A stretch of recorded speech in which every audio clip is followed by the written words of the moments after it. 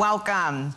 My name is Nita Farahany. I will be your moderator today, and I am delighted to welcome all of you here and our online audience who's following along. If you're following along online, please use hashtag WEF25, and please do share some of the comments that are going to come out of this extraordinary conversation. To give you a little context of what we're going to be talking about today, we have a lot of exciting advances that we're going to be discussing. Neurotechnology is creating new possibilities of what our brains can do. Autonomous systems are taking us where we need to go. And robots are becoming a part of our everyday life. These technologies are not just the backdrop of futuristic novels, but they're actually creating a world that was previously unthinkable. What are some of the key technologies that once seemed truly unbelievable, and how are they poised to reshape our everyday life today and in 2035? We, in this session, are going to explore these questions. We're going to explore the rapid acceleration of these technologies in these fields that were once considered science fiction, and we're going to unpack some of the questions around public trust, public safety, questions around equity. This session will include 3 members of the forum's innovator community. We have Raquel Urtasun, who's joining us, who is the founder and chief executive officer of Lobby in Canada. We have Tom Oxley, who is the founder and chief executive officer of Synchron. And we have Anthony Jules, who is the co-founder and chief executive officer of Robust.ai. Right now, we're going to start this conversation by launching a poll to try to gauge a little bit of public understanding and reactions. The question that we're asking is, should we prioritize public trust over rapid deployment when introducing transformative technologies? And we want to start here because trust has been such an important part of the conversation throughout this week in Davos, but it also helps frame this question of the conversations of these technologies that we're approaching, which for many people can seem frightening, for many people can seem unfamiliar. And we're going to get a sense of where the public is right now, where the audience here is right now, so that we can figure out the nature of our conversation. So let's see. 100%. How often do you see that in a poll where you have 100% as a response? But that tells us a lot, right? Which is that trust, wait, there's more. All right, I'll give you all another second. We'll see, we've got some other questions coming in. All right, for those of you who are slow this morning, I'm gonna give you 5, 4, 3, 2, 1. I get it, it's been a long week, right? Okay, so we have trust at about 50%. Trust is foundational for long-term success only when the risks outweigh the benefits and delays hinder progress and save fewer lives. Okay, now this kind of let her rip approach, the 4%, this is, clearly not where the public sentiment is, right? So as we have this conversation today, we really want to understand what are the risks and the benefits? How are we building trust with these different kinds of technologies? Should we get into it? All right, so I want to start by trying to frame what these technologies are that we're talking about. You're the experts who are going to explain that to us. And to try to help us understand, like it seems like we're really on the verge of this technological renaissance, that technologies that felt like science fiction, like brain-computer interface or AI-powered vehicles or robots helping humans, these are now becoming a reality. But what changed? Was there some tipping point that made this happen? Was there some technological advance that suddenly made all of this convergence possible? And we're going to start with Raquel with a quick video, and then we're going to turn to Raquel to try to unpack that for us.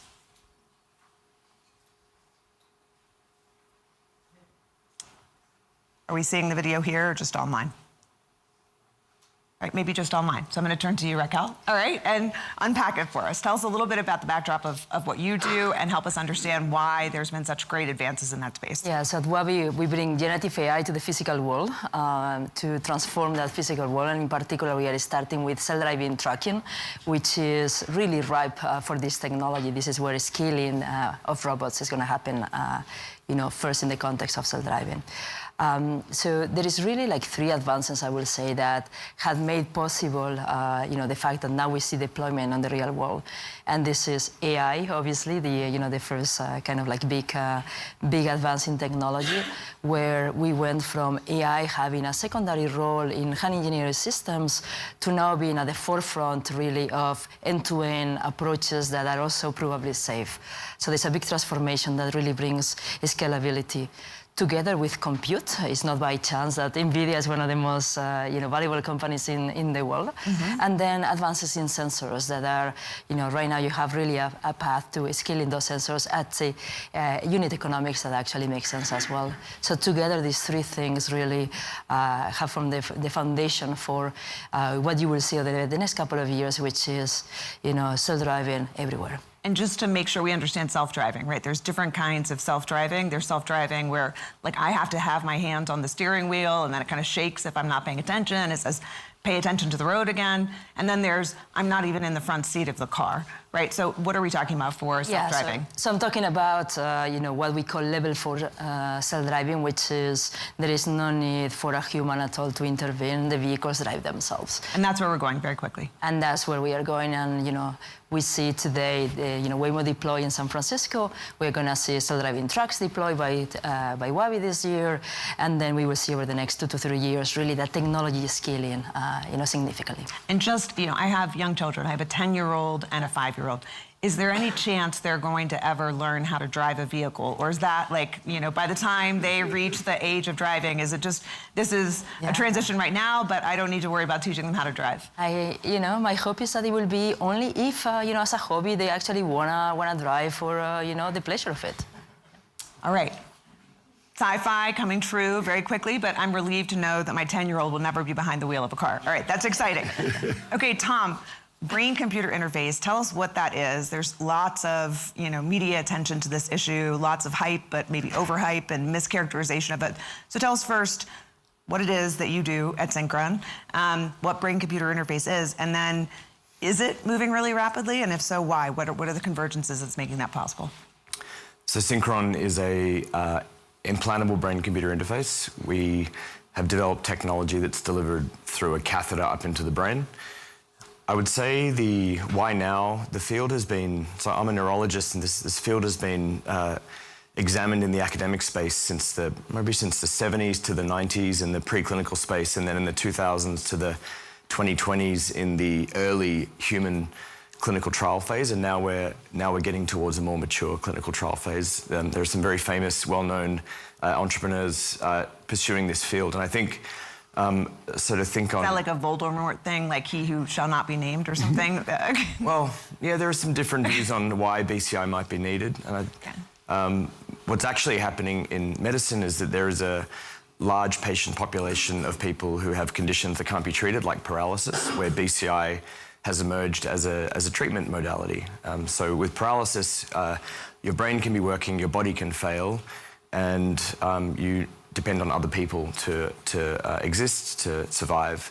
And BCI's, the first wave was around robotic device control. That didn't commercialize because prosthetic limbs weren't ready to commercialize.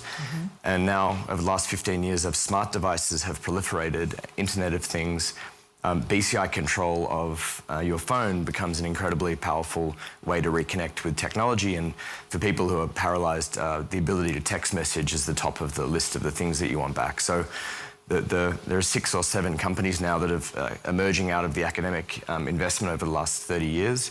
And it's primarily around device control for people who are paralyzed to demonstrate increased independence. I think it's happening now for a couple of reasons. So access into the brain is probably, I'd say, has been the biggest challenge. So how do you deliver the sensors into the brain in an economic way and in a safe way and in a way that can withstand a lifelong biological system? The sensor modalities, the materials in the sensor modalities, and then the deep learning all had to converge. And then I think the use case, I think the emergence of widely available, ubiquitous digital technologies was a really critical part of the commercialization environment. Okay, so let me unpack that a little bit just to make it more accessible for everyone here. So you said access into the brain, sensors, and deep learning. So by access into the brain, I'm imagining, you're drilling a hole in my skull and then you're putting something into it. I'm not signing up for that anytime soon, so I'm not really imagining you're doing this, but... You say that now. Maybe, yeah. Give me another week in Davos, and maybe I'll just be like, sign me up, but... No, we all take for granted our health, so... Right, yeah. Fair, right. As a healthy person sitting here right now, but you said access, so is it about drilling a hole into the skull, or is there a different mechanism that you've introduced that makes it easier to get into the brain, or...? Yeah, so I think part of the reason we've been able to raise capital and move quite quickly, at this point we're moving towards a late-stage clinical trial and potentially the first FDA approval. The reason that's happening is because we have not taken a traditional pathway to delivery into the brain. So there are some examples of intervention of, let's say, implantable neurotechnology that have existed for decades, so deep brain stimulation for Parkinson's disease, responsive neurostimulation implants for epilepsy, cochlear device for hearing. All of those conditions have existed in quite low volumes. Medtronic has the highest number of deep brain stimulation. For Parkinson's disease, that's been around for decades. 1 million people with Parkinson's disease in the US, 10% of whom a DBS would be useful, but only about less than 10,000 per year having this surgery. It's quite invasive, you have to go through the skull, it's expensive, it's hard to get into the operating room, and the economics are challenging for the hospital. So my view, our thesis is that if the condition is going to scale, and scale is needed for effective model development, et cetera, network effect, the only way to do that is through a non-operative procedure. And cardiology is an example of how the shift from open heart surgery to catheter-based therapies over the last 30 years. That shift is now coming over to the brain. A stroke treatment of pulling out a blood clot, really a revolution that happened in the middle of around 2015, has caused this huge proliferation of neurologists doing procedures up into the brain through catheters. So we've taken a view that if you can deliver electronics into the brain through a catheter without open brain surgery, that's going to be the solution for scale for BCI. And you've already done this with some patients? We've done 2 clinical trials of 10 users. Okay, and so they have brain implants that have remained through a catheter, and they are text messaging? Yes. And maybe they just voted on the poll? Maybe. Maybe. Okay, great. So let's come to Jules. Jules, tell us about our robotic future, but more importantly, tell us about robust.ai and exactly what is the convergence that's made this possible? We've watched these movies for a very long time, right, about robots coming and taking over the world. I don't think that's what is happening and what you're creating. So unpack for us both what's happening and the convergence. We have sensors, we have deep learning, we have AI, we have compute, we have sensors. I hear sensors and AI showing up a lot here. Is it the same thing that's happening with you? Tell us a little bit about your world. Sure, I'll start off by sharing a little bit about what we do. So at Robust AI, we create physical AI. So that's the software and machine learning to make robots work in the world. And our robots work in warehouses and in manufacturing plants. They look like a shelf that drives itself around. And the unique thing about them is they actually understand the world around them in a way that other robots typically don't. And at any point, people can have agency over the robot. You can literally just grab onto it and move it. And sometimes that's to get a task done, sometimes that's to move it out of the way. And that's really a physical manifestation of this idea that people should have agency over robots. So going back to the trust poll, right? This is this is something I'm going to talk a lot about because I think it's absolutely key to this future.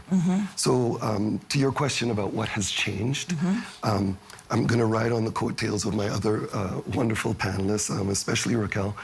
We have access to an amount of compute that's really hard to get your head around. As an example, what most people have in their pocket is the amount of computing power that the largest supercomputer in the world in the year 2000 had.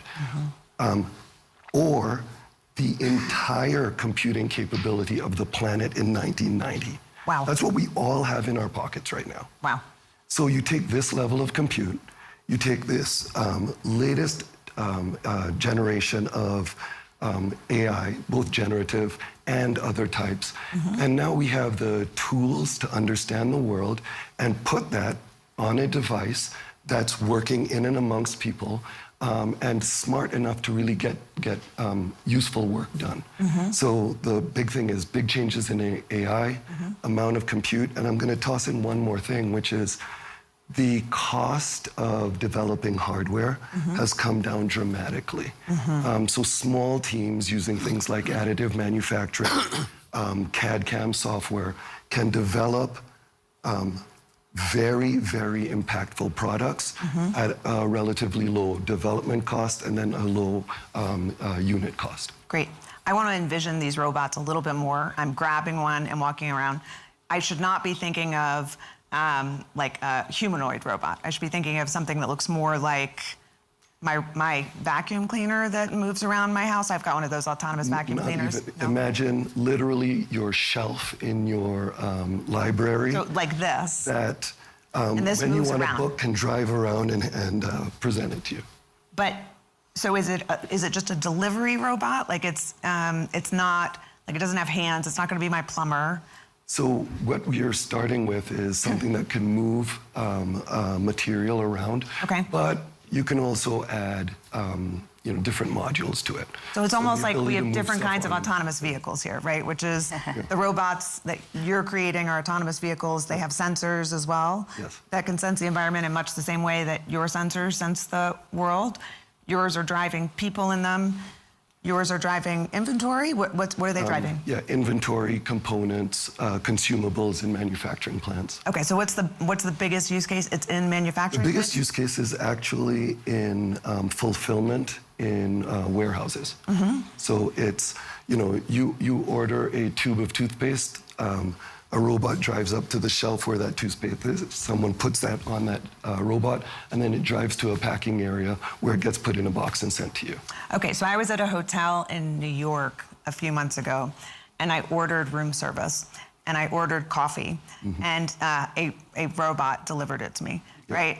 So it came up to my room, and I opened the door, and there was not a person there. There was just here's what you should do to interact with the robot to get your coffee and your. Is that what we should be envisioning?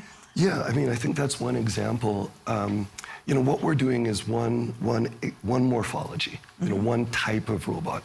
But what I think we're going to see more broadly is many, many different morphologies that are somewhat purpose-built to solve specific problems.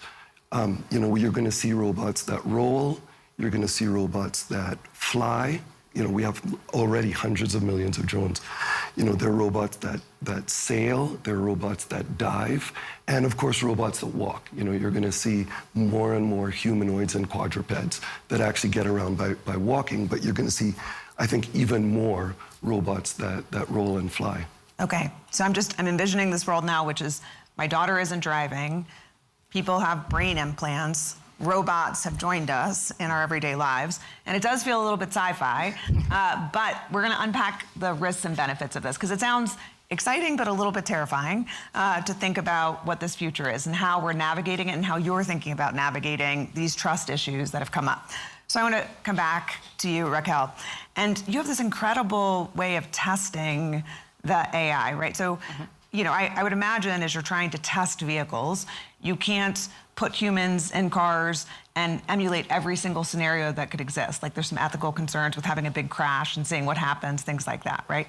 So it's usually very physical, it's very scenario driven to do this testing. But how are you using new technologies to simulate the kind of real world environments and to build the kind of public trust that we need, the validation that we need? Yeah, and I will start by also talking a little bit about the form factor of our robots, which is, we do Class 8 trucks. These are the largest trucks that you can see, in the world today, right? So we have these massive robots that carry 80,000 pounds on the back, right? So you can imagine that building something that is safe is paramount to, before launching any product in the real world. So what is very, very important is also that the technology that we build has to be able to generalize applies to anything that might see on the road.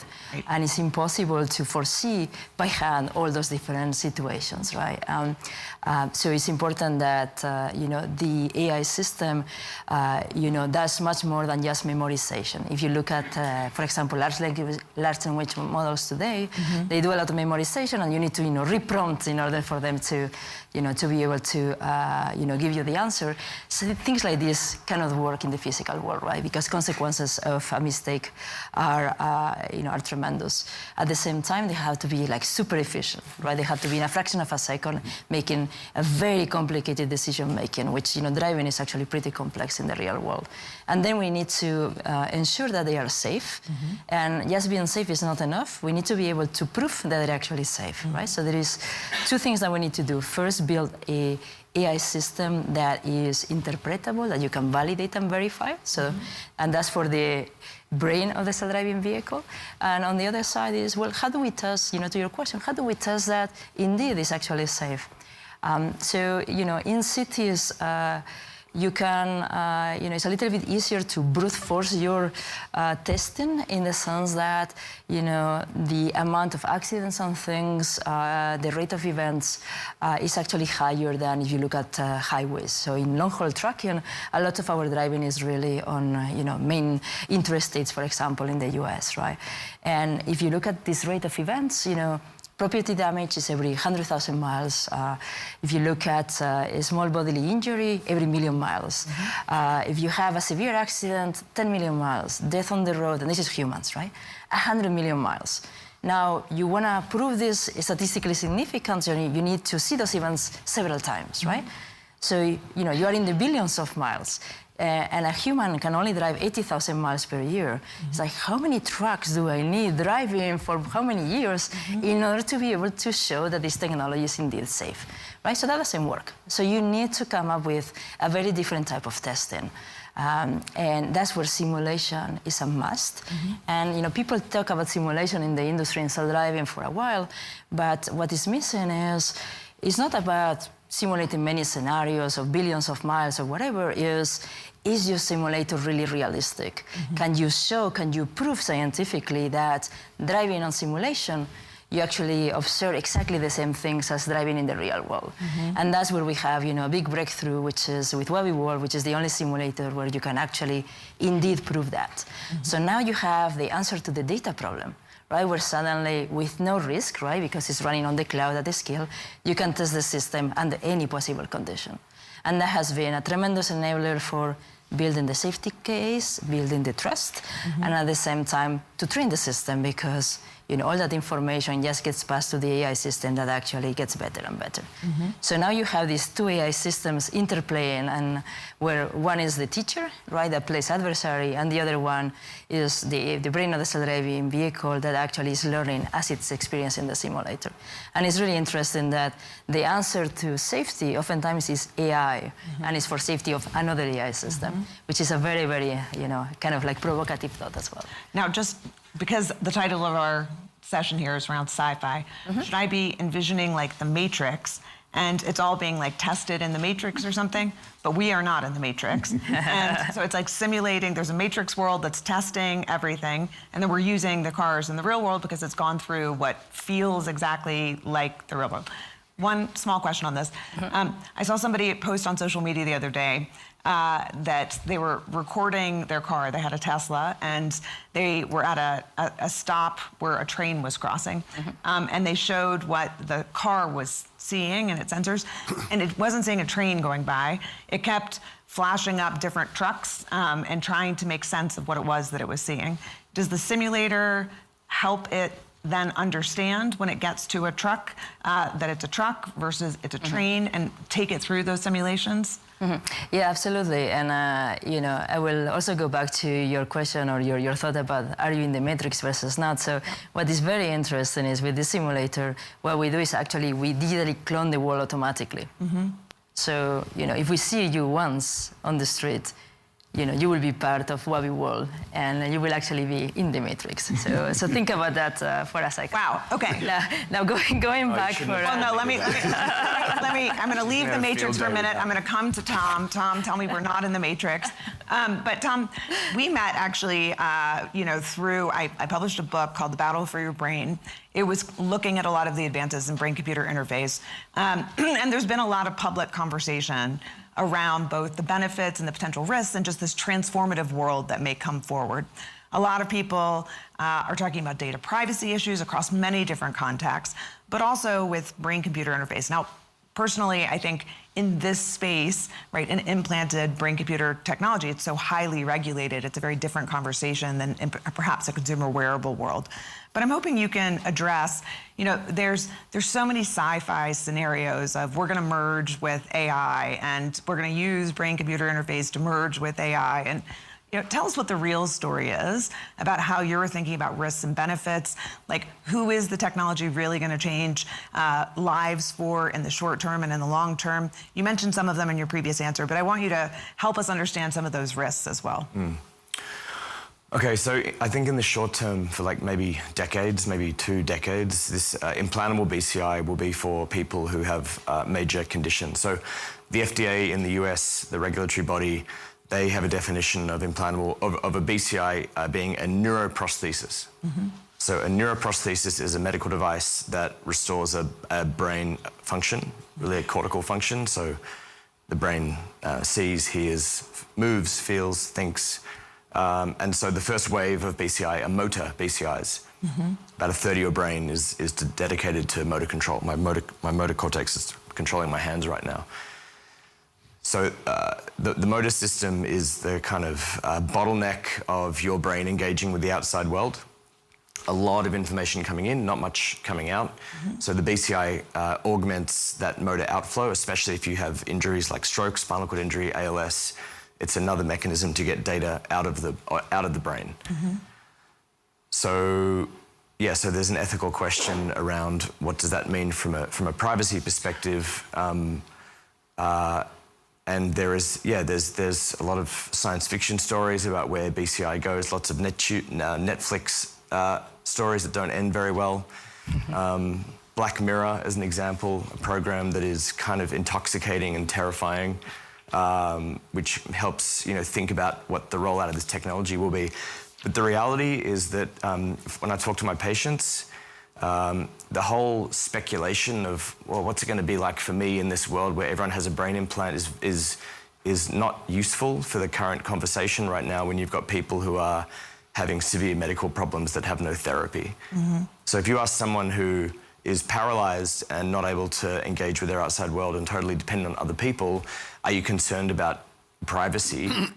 They say, no, I'm concerned that I can't talk to anyone or engage with the world. So if you have to get into my brain, let's do it. So there's that element. And then I think there's the other side of the belief that if you can detect motor activity, then you can understand my thoughts, and that's not true. It would be like if you're worried about privacy or getting hacked, it would be the same as having your mouse hacked, because your mouse is moving. You control the mouse, and the mouse is a representation of your intention to do things on the screen. So people don't seem to be that worried about having their mouse hacked, but it's the same level. Well, maybe you do, but it's the same level of security. So that's not to undersell the potential ethical issue. We've talked about the fact that we're seeing signals that go beyond the motor cortex. We were telling you last night about a patient we have watching YouTube, and the system was running and something weird happened in the YouTube clip, and his brain went bing and the cursor went and did something that he didn't intend. So there are other signals that we're detecting. And so, maybe just to speak to what you guys are working on, I think where BCI is going to move into is the training environment that you're describing. We also need to understand how the brain is reacting to its environment. And so I think we're going to be moving into a domain where training is going to also probably exist in a simulated environment. You said that there's the brain, and then there's the we actually have a brain that we're trying to make inference on, and then there's the environment as well. So I think we're moving into that domain. That's what we're on the precipice on. But you can't do that until you have real world data with patients who are actually actively using the system. So then you start asking autonomous type questions with the BCI. All right, I'm going to come to Jules, and I want to tell all of you that we're going to bring you into the conversation in a minute, so start thinking about your questions. First, we're going to have another person join us in the conversation, but I want to come to Jules because one of the things that's interesting is a kind of bridge between what Tom was just talking about and some of the work that you're doing is that there are some BCI companies that are trying to develop, for example, surgical robots, right, because of some of the difficulties of being able to do the brain surgery that's involved. Tell me, as you start to imagine all of the different use cases of robotics and what you're doing, should we be envisioning a future where most human activities and human work can be replaced by robots? You mentioned earlier, I can pick up my shelf and move it around, but is there a point at which that doesn't happen, where the robots are more skilled and start to replace? Because it sounds like the robot cars are already more skilled than my daughter will ever be at driving, right? So help us understand a little bit kind of the risks and benefits and what this looks like for the future of humans and work. Yeah, so I think it's a nuanced answer. I do think there are places where jobs that people do now or activities that people do now will be replaced. Mechanization has replaced labor for centuries. And that's everything from moving from agrarian societies to living in cities to the Industrial Revolution, moving from most people doing farming to 10% of people now doing farming. So that trend's going to continue, and there's definitely going to be some amount of dislocation based on that. But both what we're focused on and a lot of what I see that I think is exciting is the field of what's now being called collaborative robotics. And that's where a person and a robot, or a person and a set of robots, are actually doing a task together. And the big difference there is it's gone from automation, which is something that happens kind of behind a safety cage, to automation plus coordination, which is automation and people kind of working, passing stuff back and forth over the safety cage, to true collaboration, where you have things like turn taking and workflows where a person does part, a robot does part, a person does part, a robot does part. And this is, I'm describing it very formally, but it's actually gonna feel very natural because it's how we already interact with objects that we use every day, it's how we interact with our phones, and it's how we interact with people. And the idea is really building on top of the interaction mechanisms that we already use, so that people working with robots just feels natural for people getting done what they're trying to get done. And I think that's the evolution of robotics and automation that I'm most excited about. And I think that will be a very large part of what robotics looks like in the future. This is such a nice segue. I want to bring in another person to the conversation. But before I do that, and recognizing I want to bring the audience in, I want you to be thinking about this question, which is, this sounds incredible in many different ways, but I'm wondering what the distribution of these technologies look like across society. Like, who has access to them? How do they become more widely accessible? Is it only that, I have lots of assistive devices that help me do my job, but it's, not distributed evenly across society? So I want you to think about that for a minute, but I want to bring in somebody into the conversation, which is Yossi Vardi, the chairman of International Technologies. And I want to ask Mr. Vardi a question. So, Mr. Vardi, you have witnessed and contributed to the growth of multiple high-tech industries for nearly 5 decades. And this description of how natural it would be, and how it will just feel like we've integrated this into our everyday lives, what do you think will be the key values that are really going to define humanity in the intelligent age? Okay, that's a very good question, which is a statement that usually you do when you don't have any idea how to answer it.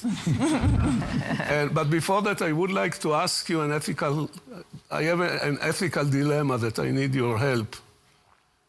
Do you have to tip a robot which brings you a coffee, or you don't have to tip him? Well, I think that raises this exactly question, right? Which is, what is, my daughter, my 10-year-old, One time I was asking ChatGPT to generate jokes, and I wrote back and said, "That's not funny." And she said, "Mommy, that is so rude. Apologize," right? And so it's this question of like, what are our interactions going to look like?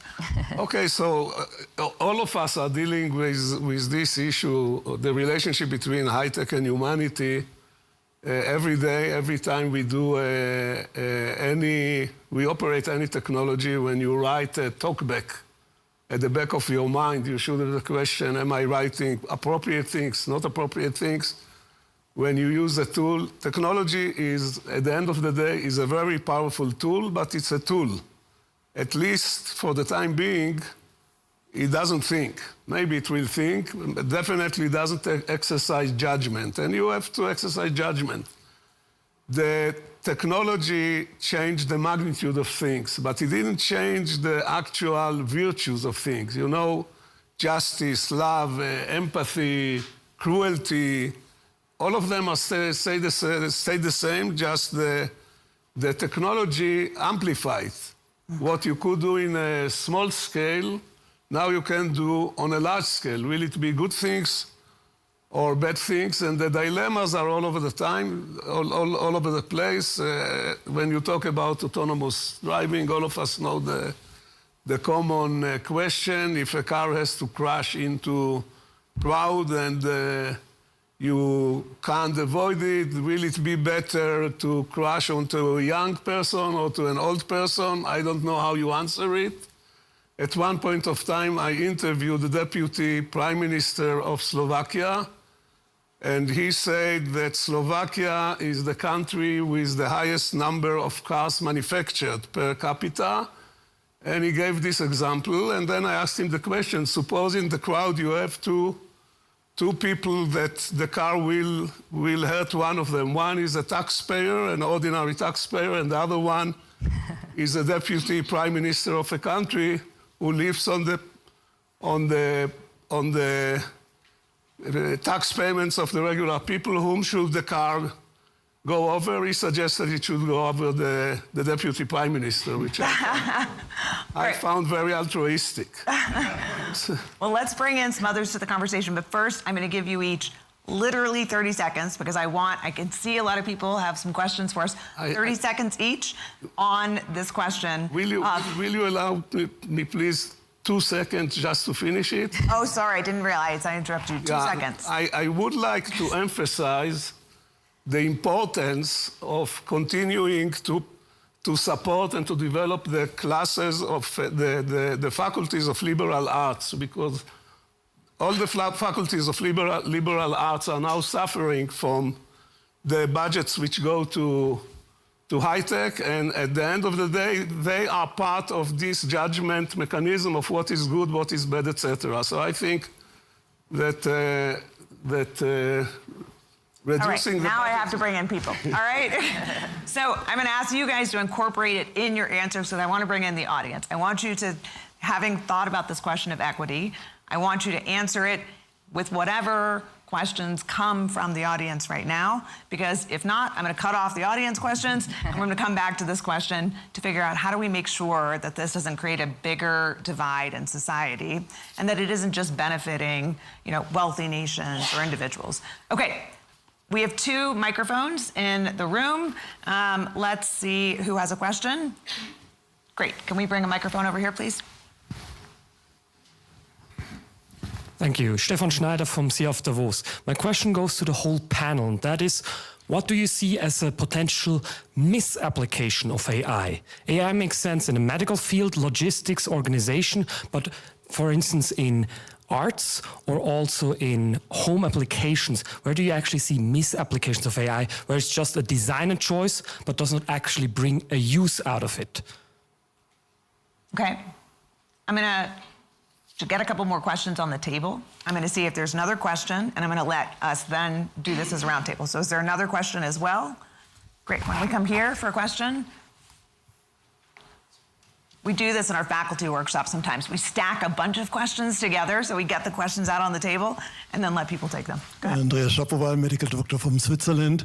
Question to Dr. Oxley. You talked about neuroscience and its benefits with neuro devices for the treatment of severe neurological disorders, like treating deafness by cochlear implant, brain stim. It's great. We all agree on the benefits. What about reading people's mind and influencing people's mind, like some Indian gurus could do? I remember Sadhguru Yagi Vasudev, who was here in the past at the annual meeting. That's one of those gurus. So if gurus can do this, artificial intelligence will do this. Can you speculate on future research, on ongoing research, and what would be then the risk-benefit ratio? Good. We're getting good questions on risks, both on risks of AI, potential risks of reading thoughts. I'm going to allow one more question to be on the table right here. Great. Before we turn to them. Just watching you. My name is Artem. I'm a programmer from AI Foundation. So a question to Urtasun: how you program the car for a classical dilemma What of will be the ethic best way to kill my like, for wife? example, You will know if there is a collision and it's obvious you cannot do anything about it, but if the car do nothing, then it's going to be 5 people die in that car, or there is a chance to turn the car and basically kill 1 person only. So like you cannot do anything, so it's a classic dilemma. So how to do it? Because the human being, like they have some kind of decision, but for the programming, like you have to program somehow like that car. All right, and so this builds on Yossi's comments about the ethics as well. You can hear that on this original poll of the question of trust, there are these questions, not of just how exciting the technology is, but a real desire for everyone to hear how you're each thinking about these ethical questions. And so given our time, I want you each to just take a minute, okay, and address the equity questions, the risk questions, the thought reading questions in a way that makes sense for you. So why don't we start? Yeah, so with respect to the distribution of this across the entire population, I think it's very important that we move from these extremely expensive to develop AI systems to very, very efficient systems. And this is really a call of action, so that it doesn't become the one that has access to power, to chips, etc. Is the one that actually dominates AI and the impact of this technology. So I think this is a must. As it relates to the ethical question, I am not equipped to be able to decide whether your life is better than the life of some other human being. Right? If a regulator is able to make that decision and tell us what it is, then we can incorporate that into our systems.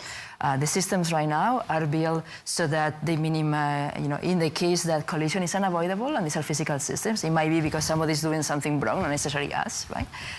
Then they are programmed so that they minimize the damage that collision actually causes, which to me is right now the most ethical answer to the question of, who am I to actually put a price in your life?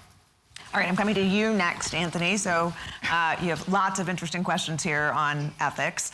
So give us your thoughts. So first, I'll talk a little bit about access. Mm-hmm. So one of the things that I'm excited about, because our robots are smaller and cheaper, mm-hmm. and they're based on the low cost of compute and the lower cost of being able to build hardware, mm-hmm. it does mean that these are technologies that are more accessible globally. Mm-hmm. That being said, how these technologies exist and how they scale has everything to do with the ecosystem that's available to companies or entrepreneurs or governments that are trying to make these investments. Mm-hmm. So it really becomes a question of what ecosystems get created in which geographies, mm-hmm. that I think will drive access to these technologies. In terms of the ethical questions, I have a few things that I think safety is absolutely critical. Raquel talked about it before, but it is just table stakes for any of these systems that get deployed. Trust, I think, is a slightly different thing. It's more nuanced. It's really about, do these things add value? Do they relate to people in a way that is acceptable? Mm-hmm. And do they do that consistently? Mm-hmm. And I think if that relatedness happens and it's consistent, that builds trust over time. So I think that's really the way to address it. I'm going to jump in on the safety and misuse question. Briefly, because we're... Briefly. Yep. But I'm just going to say, and I think this will cause a ripple, you know, this philosophical question, the trolley problem of which do you choose to hit, I think is a false question. You know, which of us, when we've been in a car accident, has made a choice about which thing we're going to hit? You know, at the end of the day, these are systems that have real physical properties. They have mass, they have friction, you know, in terms of how they are attached to the road. They have energy. And it really becomes a question of reducing the amount of energy that you impart to the thing that you know is able to accept that. So for example, yeah, you'll choose to drive off the road rather than drive into a vehicle. But this idea that you can somehow make a judgment on which person might be more valuable than another person, I really think is the wrong question and not something that you have access to in these situations where some type of accident's occurring. So just... All right, well, this is a good place to turn to Tom to close us out. So Tom, he just said trust, right? And you have this question. This is one of the questions that comes up a lot, right? Are you reading minds? You spoke to it earlier about motor cortex, but maybe we get there, right? Maybe increasingly brain signals can be decoded to actually read what people are thinking or seeing. How do you build those systems both equitably, right? Given the number of people you said could be impacted by this, but also for trust with the public about how, you know, that decoding happens, how it's used or misused. Okay, so let's speculate where things go. So I think what will happen over decades is that the BCI will build a personalized model of yourself. It'll be able to make predictions using your brain information about what you wanted to do next, what you needed, how you felt, you know, yeah, maybe, probably more how you felt than what you were thinking, maybe what you were thinking a couple of decades beyond that. So at that point, yes, you have a system that probably is able to make very personal and intimate predictions about how you're engaging with the environment. Now so the risk there, if you want to go straight to risk, the risk there is kind of obvious. If there's a major privacy concern, look at what happened with Facebook and how data was shared. If there's third-party data sharing, if there's insurance liability implications. On the other hand, you have a system that can augment your ability to engage in the world in a proliferative, augmented way. And you might want to do that because you want to expand your horizons, you want to perform better, you want to perform longer, and you know, it's the next step in enabling you to be more productive. So if that's the direction we're going, there's privacy becomes a major issue, security becomes a major issue. And data, who owns the model, who gets access to the model, how can you interrupt with the model, what are the third-party engagements? I think these are all the concerns that are going to emerge and have to be dealt with. I don't know what all the solutions are, but I think transparency really matters. Trust matters, but I think the product has to be useful for people, and then the risks have to be managed. In the medical device space, there's huge amounts of regulation where you have to roll out exactly what the product does and how you've tested for safety. So, and I think you also have to believe that if it's augmenting human potential, that if generally humans are good, then more good things than bad are going to happen, but there's going to be a little bit of both. This has been much more science than sci-fi, right? But it's extraordinary. The advances that you're pioneering are exciting. It's helpful to hear the consistency, despite very different areas, that tremendous advances in AI, tremendous advances in compute, in sensors, but it sounds like also very practical use cases that can be extraordinary and beneficial for humanity are really what's driving the technological innovations across each of these spaces. Open questions remain about trust, about misuse cases, about how we ethically deploy these. But it seems like this question about what does the future look like, what do our lives look like, is unfolding pretty quickly in front of us. Thank you all for joining this morning. Thank you to the online audience for following along. Thanks. Thank you. Thank you.